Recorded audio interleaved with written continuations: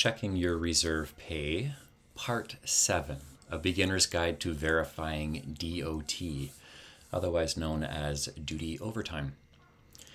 My name is Jesse Matthews. I am the Local 4094 Reserve Committee Chair. Just a quick disclaimer, this presentation is provided to you on behalf of the Local 4094 Reserve Committee. It is a guide intended to be without prejudice or precedent. If there is any discrepancy between this presentation and what's in our collective agreement, or any of the other legislation will take precedence over this presentation. And with that, let us proceed with Part 7.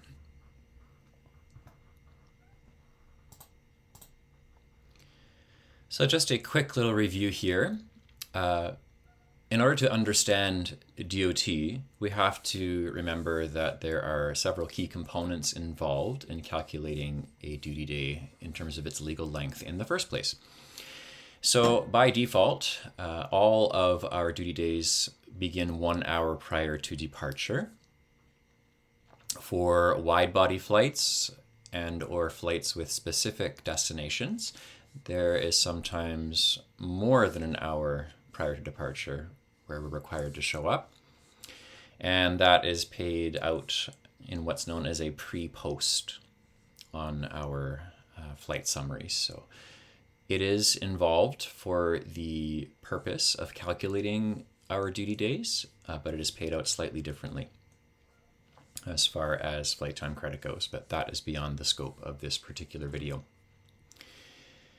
If you are deadheading from home base to another destination, then check-in time is 30 minutes prior to departure instead.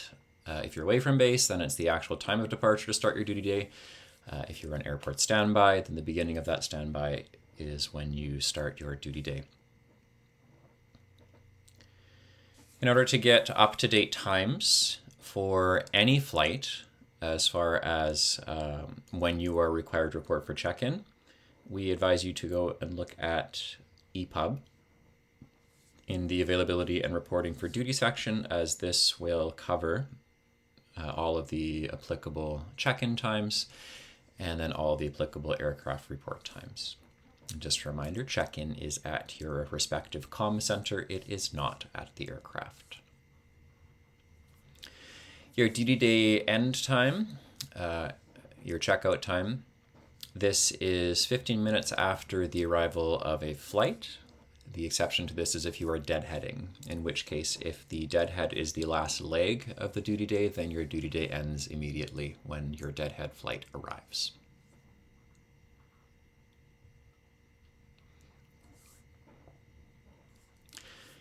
Let's very quickly revisit duty day limitations as far as what we are allowed to do contractually before we reach our limit. This is pulled right out of the Reserve Handbook, and it is based on language we have in our collective agreement. The language this is pulled from is specifically in a section called B5, and that stands for blocking rules number 5. So within B5, we have limitations that refer to our domestic operations, and then we have those that we refer to as our overseas operations. You might be wondering, well, what about transborder? Or what about sun destinations? And that's a great question. Contractually speaking, when we talk about duty days, we only ever talk about domestic or overseas. And in order to figure out which one is which, I will explain to you just a little bit further on the next slide as far as how to calculate that and to determine that. The important point to note is that by default, when you're at a crew base, 13 hours is your limit. And then when you have overseas and you're at a crew base, it's 14 hours. When you're not at a crew base, for domestic, it can be extended up to 15 hours. And then for overseas, it can be extended up to 16 hours. As we go on, we see that there are different classifications for flights, such as B14, LOU 18, LOU 22A, and LOU 22B. And we will get into a little bit more of what all of that means as we continue with our presentation. B5 duty day limitations. So domestic or overseas. In our collective agreement, there is a section called Appendix 1, and this has a lovely little map that helps us figure out whether a destination is considered domestic as far as our crew rest is concerned and as far as our duty day is concerned. There is a boundary line drawn around essentially North America, or a good portion of what is North America. And then anything outside of that boundary line is considered overseas as far as your duty day is concerned. Anything within is considered domestic. For those of us who are not cartophiles, in other words, we're not amazing at finding everything on a map, there is also a list that you can find on Aeronet for destinations that are divided into domestic versus overseas, and that is this lovely document over here. Be sure it is the July 30th, 2020 document. There is sometimes an older version that circulates, and you want to make sure you are using the one that is dated for July 30th, 2020 for greatest accuracy. This, of course, is subject to change at any time. Note that this list is not exhaustive. It does provide most of the destinations we expect to go to in terms of what pairings are built. Sometimes we do have occasional rescue flights or special flights for destinations that are not listed here, and that's why it's a good idea to be familiar with the overarching contractual concepts to determine what is domestic versus overseas. So for example, if we look at our lovely map over here, Vancouver is situated roughly around here. Safe to say that is inside of the map. So then accordingly, that would be a domestic destination because it's inside of the drawn boundary line on this map. On the other hand, if we get to somewhere like Honolulu, which is going to be way down here, let's just call it that. It's probably not quite accurate. But the overarching concept is that Honolulu is outside of the drawn boundary line, so it would be considered overseas in this case, as far as duty day is concerned, as far as crew rest is concerned.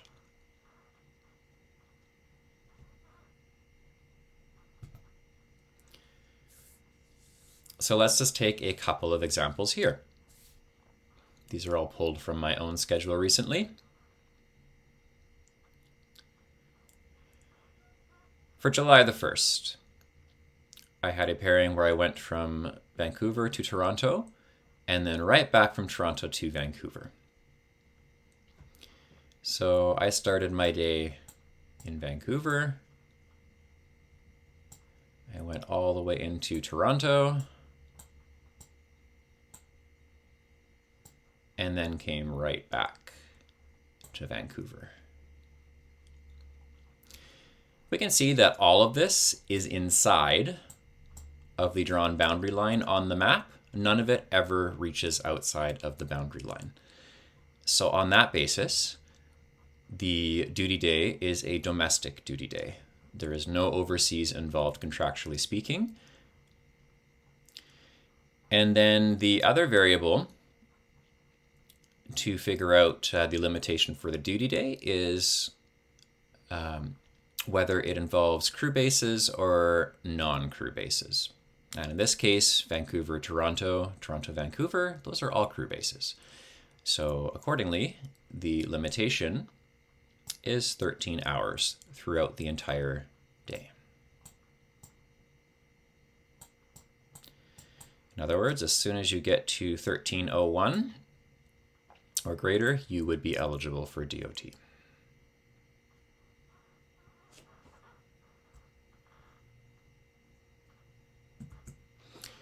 Next, let us look at Vancouver to Kona.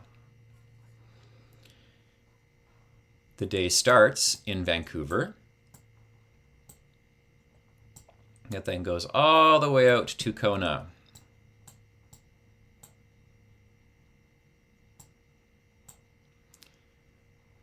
It is safe to say that this flight takes you far outside of the boundary line that is around continental North America.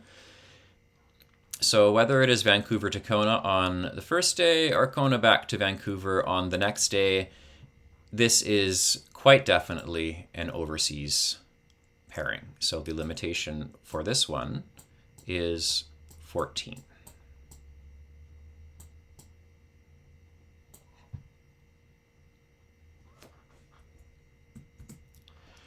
And then finally, we have Vancouver to London Heathrow. The day starts in Vancouver and goes all the way over the Atlantic Ocean, quite far outside of the picture drawn, and you end up in London. This again is far outside of the boundary line that is drawn around continental North America, so this too would be an overseas limitation. And this is 14 hours by default for an overseas flight. So then you might ask, okay, well, I have an overseas flight, but how do I know if it is just the 14 hours or if it goes longer than 14 hours for the duty day? And that is a great question. What you are essentially asking is my overseas flight a B5 pairing, or is it at a higher classification? So let us explore that right now. Every month, there is a duty summary document, and this is used to very plainly state which of our duty periods are classified above B5 every month. You can find this under in-flight service, crew scheduling and planning, and bidding information. And then the monthly file always will have the month and then the year, followed by duty summary. Being able to read this document, or at least be familiar with it, is key so that you can answer with confidence in terms of how long your duty day will go, when you're eligible for DOT, eligible to walk, and then other items beyond the scope of this video, such as your crew rest at home base and your minimum crew rest. For the purpose of this video, which is determining DOT, the most important columns for you will first be route, the planned block rule for that route, and your maximum scheduled or planned scheduled duty, pardon. So let us take a look at Vancouver to Brisbane. The planned block rule for July 2022, in this case, is LU 22A. In the max planned scheduled duty column, it indicates that 18 hours is the maximum planned scheduled duty time. When you're at 1801 and beyond, you would be eligible for DOT in that situation. Let's look further down at Montreal to Delhi. This one is classified as LU 22B, so in turn, the limitation, your maximum planned scheduled duty, is 19 hours and 30 minutes. I'd like to draw your attention to one other little nuance. It doesn't come up super often, but it's important to know. And that would be, in this example, with Montreal to Tel Aviv. Notice that when operating on the Airbus 330, this flight is classified as a B14. And in that case, the scheduled duty is 15 hours. So 1501 or greater would be the time that you are eligible for DOT. On the other hand, when it is a 787, this pairing is instead classified as a B5. And that means that the limitation is the default again, and that's 14 hours for overseas instead of one of the augments. So definitely important to make sure that you are aware of the aircraft type that you are operating on, because in a handful of cases that can change the limitation as far as your duty day is concerned.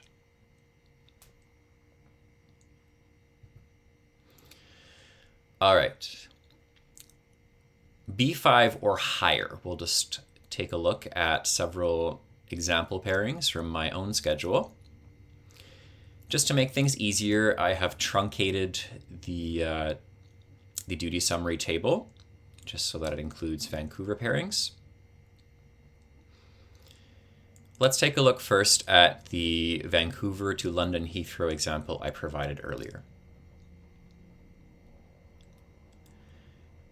The easiest way to use the duty summary table is to look for the destination. So in this case, let's look for London Heathrow and see if we can find it anywhere in the route column on our duty summary document.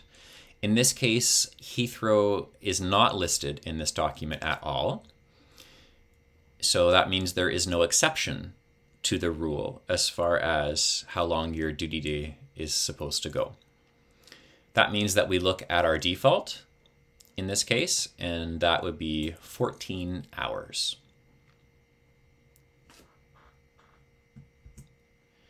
Now, let's look at another duty day of mine and take Sydney.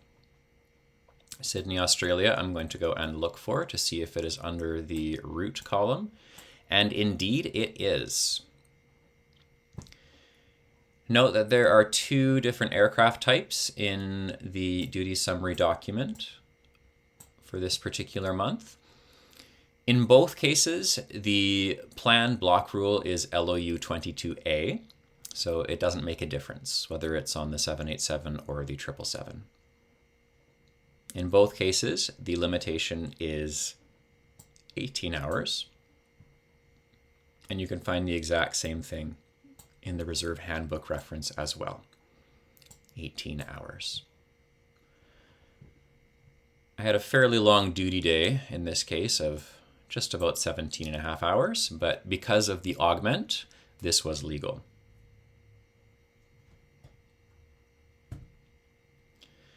All right, let us get to understanding DOT.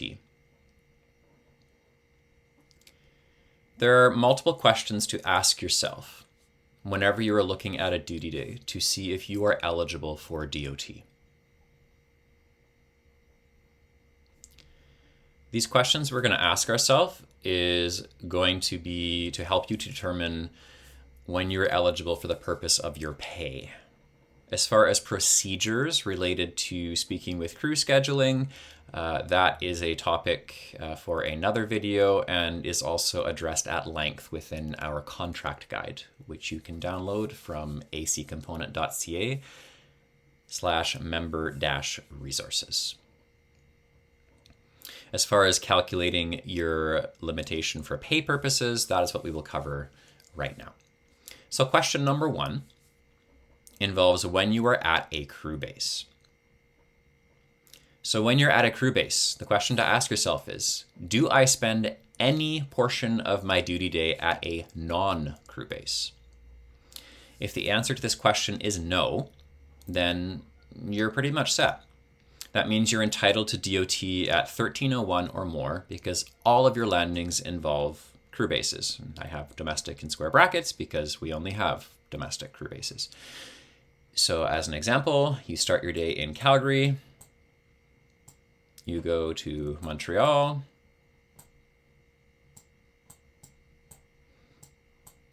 and you end your day in Vancouver. Throughout the entire duty day, 1301 or more is when you are eligible for DOT.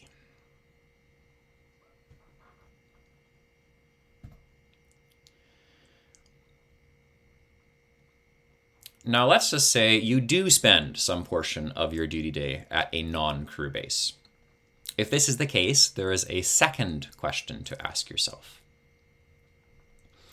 And that question is, do I fly through a crew base prior to the arrival of my last duty leg? If the answer to this question is yes, you are entitled to DOT at 1301 for domestic upon arrival at a crew base. So let's just walk through an example together. So you start your day in Montreal. You do a very quick little hop down to Toronto.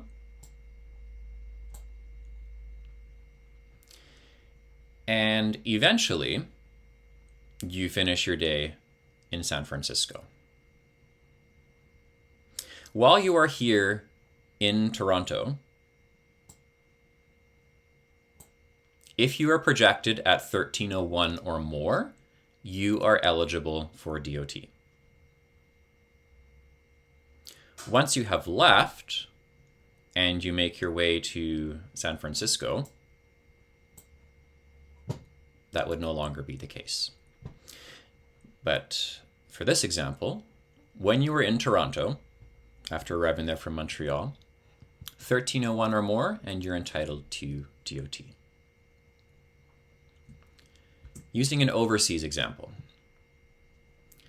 starting in Vancouver, hopping over to Calgary, and eventually you end your day in London. Or Frankfurt, rather. Let's go with Frankfurt. Goodness.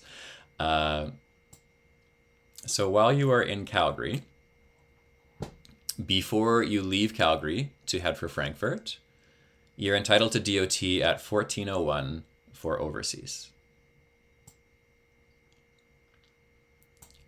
Once you have left Calgary to go to Frankfurt, your limitation would accordingly change. However, 1401 or more while you're in Calgary, and you were entitled to DOT.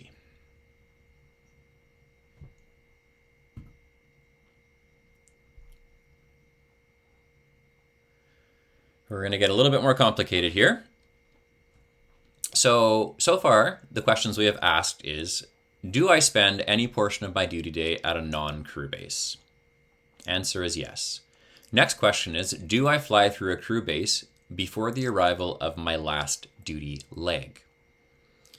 If the answer is no, we have another question.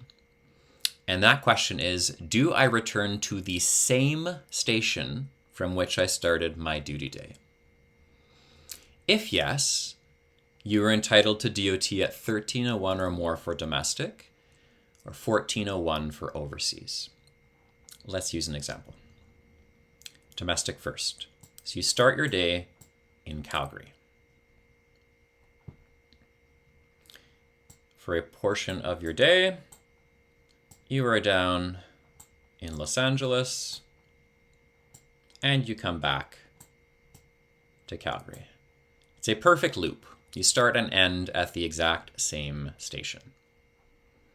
In this case, even though you spend a portion of your day in Los Angeles, which is not a crew base, we have specific language in our collective agreement that indicates you are eligible for DOT at 1301 or more. But this is because you are starting and ending at the same crew base. As a similar example, starting your day in Toronto.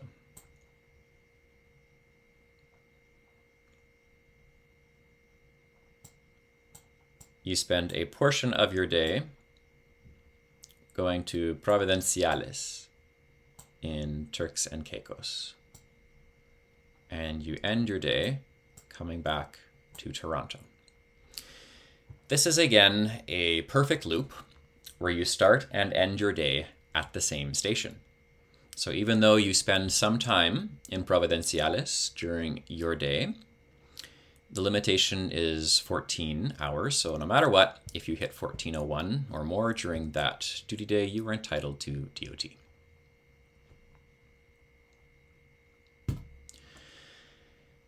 Conversely, if the answer to the third question is no, in other words, you don't return to the same station as you started your duty day from, then limitations are different. And this is an area that people trip up on all the time.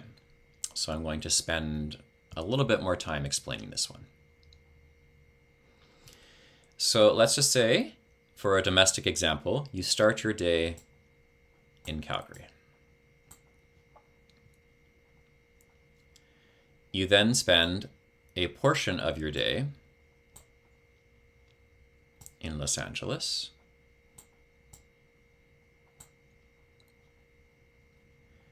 And you end your day in Vancouver.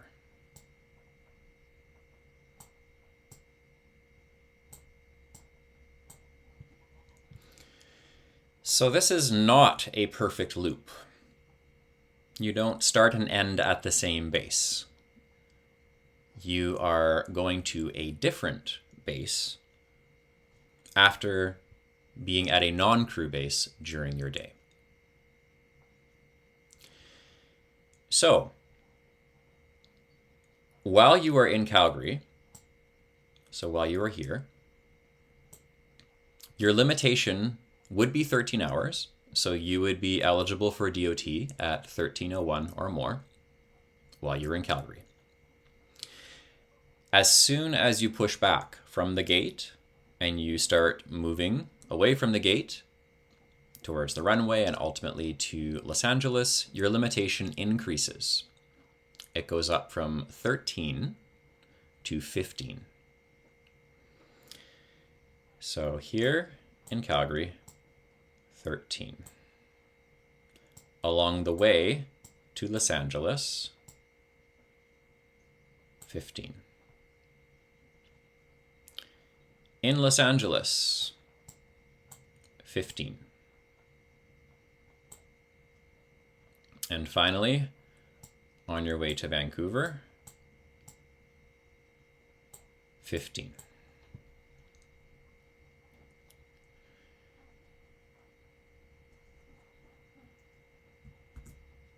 Let's use an overseas example that has also been built relatively recently.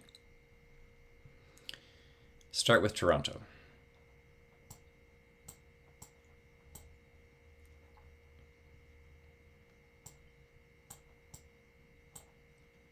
You go from Toronto to Providenciales.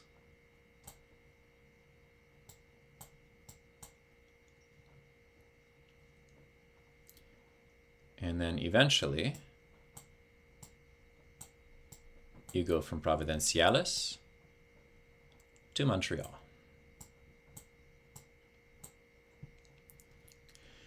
This also is not a perfect closed loop. You start in Toronto, which is one base.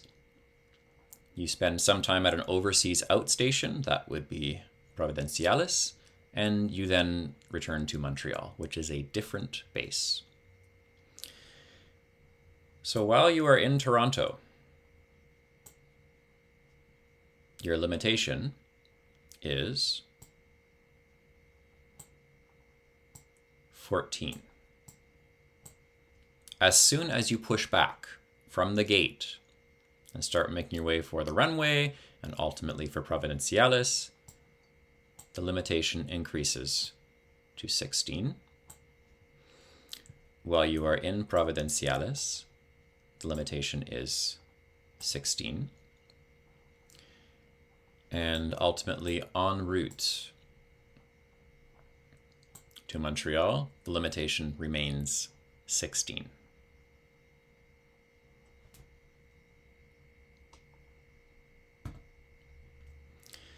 Let's start from a day where you are not at a crew base. The first question to ask is, do I fly through a crew base prior to ending my duty day?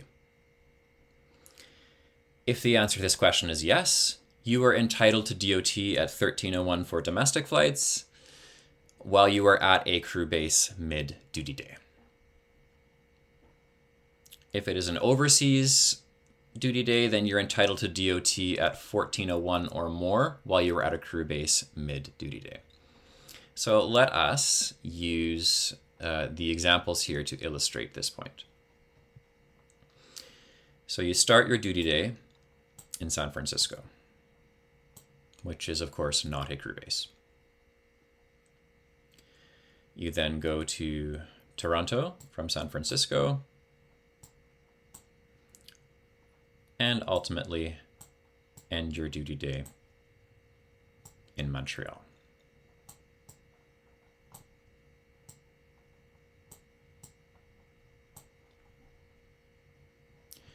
So while you are in San Francisco, your limitation is 15.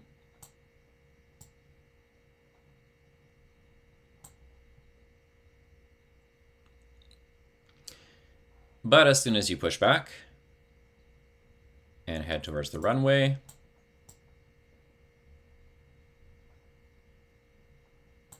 it becomes 13.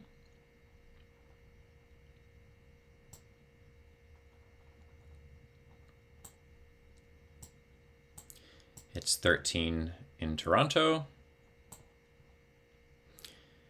and ultimately it is 13 on the way to Montreal. So the only time it's not 13 is very briefly while you were in San Francisco. And essentially that would be because in a hypothetical world, you could get assigned to a different flight, such as San Francisco to, let's just say, Edmonton or to Winnipeg. And in that case, because San Francisco is not a crew base and neither Edmonton nor Winnipeg are crew bases, you would be at a 15-hour duty day limit. So this is more a technical nuance, but essentially you're only at a 15-hour limit until you push back from San Francisco, and it would be 13 for the rest of the day.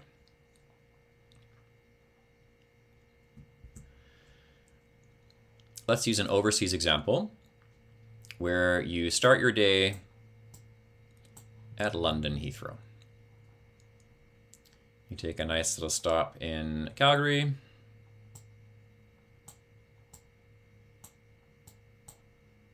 and then end your day in Vancouver. So while in London, your limitation is 16 hours.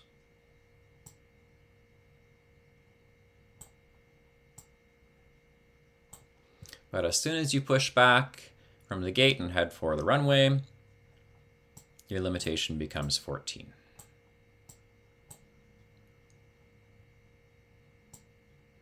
Calgary is, of course, a crew base.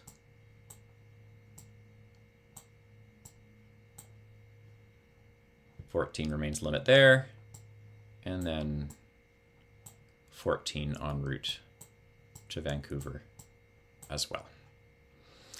So again, it's a slight technicality that you could get reassigned from London to a different base, or non-crew base rather, such as London to, let's just say, St. John's, Newfoundland, or even Edmonton.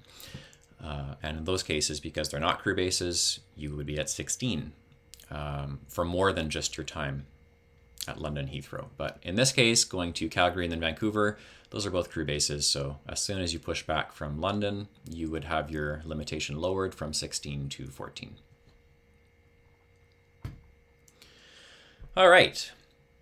If the answer to this question you ask yourself is no, then there is a difference to your limitations. So let us use the same domestic example of starting from San Francisco. But instead of going to a crew base, you are now flying through a non-crew base instead.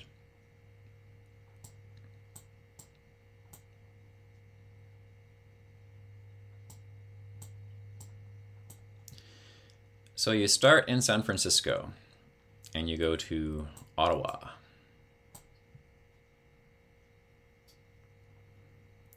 And then after a little stop in Ottawa, you end your day in Montreal. So the key here is you are flying into Ottawa, which is not a crew base. So 15 hours is what you start out as for your limit in San Francisco. And because you are flying to a non-crew base, it remains 15 hours for this portion when you push back from the gate and head for the runway in San Francisco.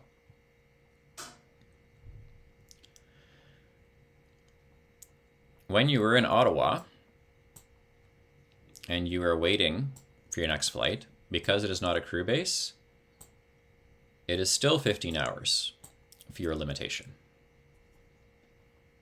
and accordingly does not change for the day. So 15:01 or more is the time that you are eligible for DOT on a duty day like this one. As an overseas example, we go back to our example with London. And rather than flying through a crew base like Calgary, you end up going to Edmonton instead, and then ending your day in Vancouver.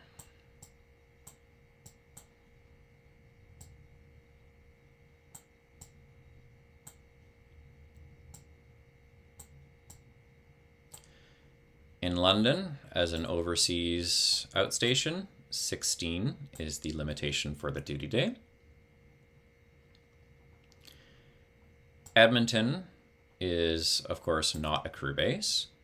So as soon as you push back from the gate in London and head for the runway, 16 remains the limitation for your duty day before you're eligible for DOT. While you are sitting in Edmonton waiting to continue on to Vancouver, the limitation is still 16. So accordingly, your entire duty day, for the purposes of calculating DOT, is legal up to 16. 16:01 or more, that is when you're eligible for DOT.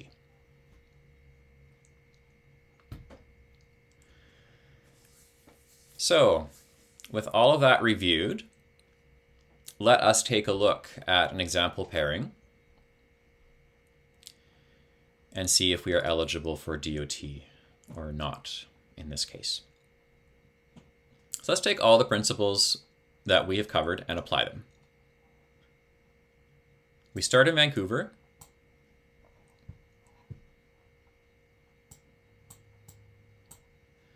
We go to Toronto.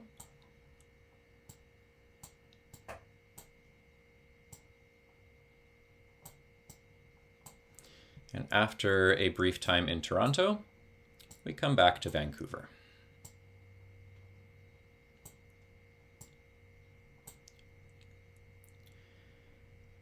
First things first, we can see that these airports involved in the duty day are all within the boundary line drawn for domestic versus overseas.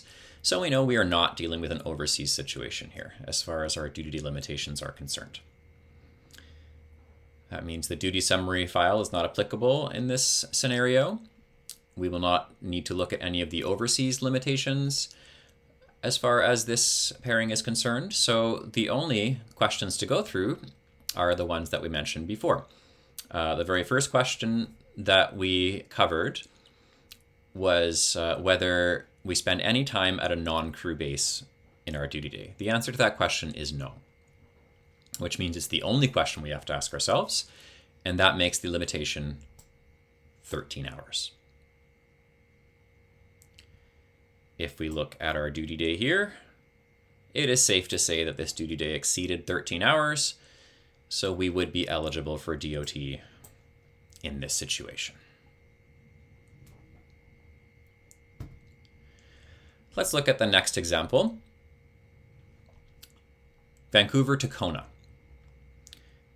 So we start the day in Vancouver.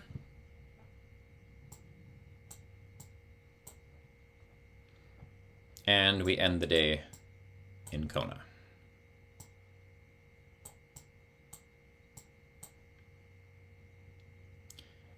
That one is very clearly outside the drawn boundary line, so it would be an overseas duty day as far as our limitations are concerned. And just in case you're not sure of where some places are on a map, you can look back at the legal rest periods document we referred to earlier, and you can see that Kona is under the overseas column. So for duty day purposes, you can find the answer in several spots if you're not entirely sure. So in this case, overseas, and that means that we'll want to check to make sure that there is no augment. So we would look at the duty summary file for the month to see if our layover destination is in that file. So if we take Kona and have a look up here, we don't see Kona in there at all. So that means there is no augment, there is no exception to the rule. So our duty day limitation is accordingly 14 hours. Duty day is at 8:49. So we are in no danger of exceeding our duty day. There is accordingly no DOT involved in this situation.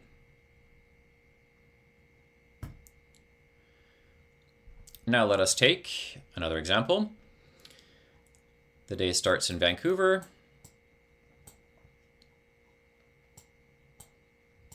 The day ends in London.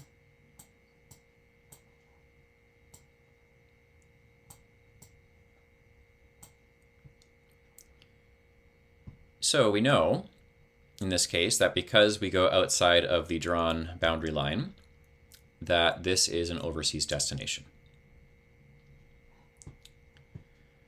Let's take London and have a look in the duty summary file to see if we can find London. We do not. So that means that the default rule is in place as far as duty day limitation is concerned. And that means that 14 hours is the duty day limitation. Our duty day in this case is 10 hours and 15 minutes. So there is no DOT in this situation.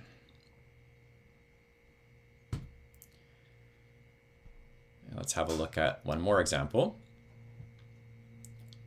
Duty day starts in Vancouver.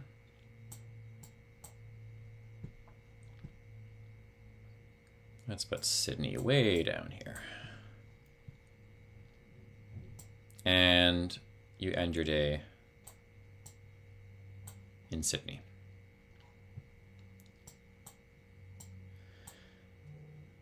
This one is an overseas destination, so let us take a look to see if we can find Sydney in our duty summary file.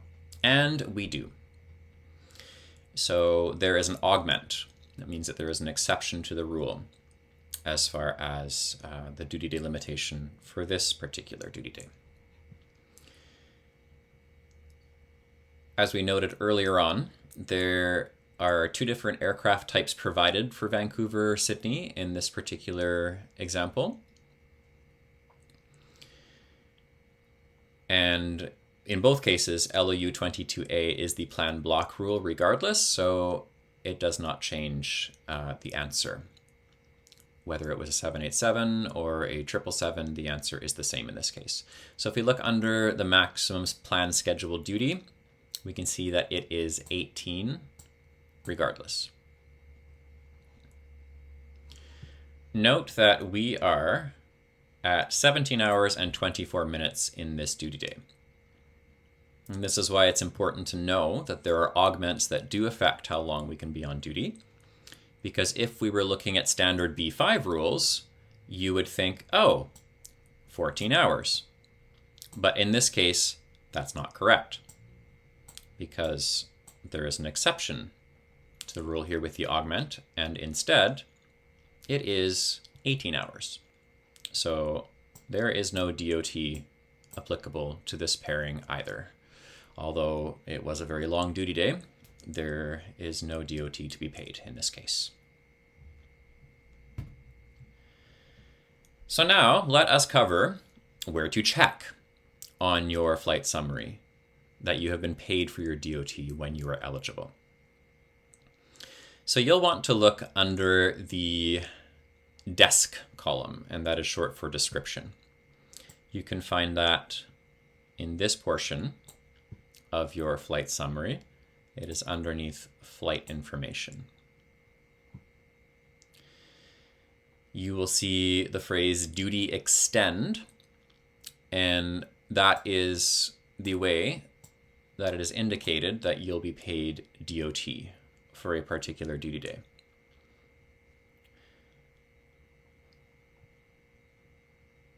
Your regular flight pay continues to be matched by index numbers between the flight information section and the flight duty credit section.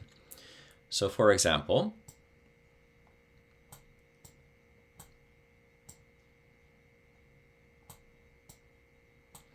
flight index item 1 pertains to flight 2116 from Vancouver to Toronto, and that was a total of 260 minutes. Those 260 minutes you can see paid out in index item 1 under flight duty credits. And then 312 minutes are paid out in index item 2 under flight duty credits as well. Notice that this is the regular pay, and this is separate from your DOT pay. Ground duty credits is where you will look for your DOT payout, and that is this section here. Unlike your flight duty credits, your ground duty credits are not matched by index numbers. So you'll have to look in the description column for items that indicate ext-duty hours. That will be extended duty hours. And you'll need to match by the corresponding date and flight minutes. So in this case, we can see that July the 1st is the evening where I went to Toronto from Vancouver. And then early in the morning on July the 2nd, I came back from Toronto to Vancouver. There are 2 items in the ground duty credit section that correspond to DOT payout. That would be these 2 right here. You can see that 260 and 312 respectively show up in this section, and that matches the flight time of each segment. And then it is a 50% premium that's paid out. You'll notice that the amount is 1/2 of the amount further up.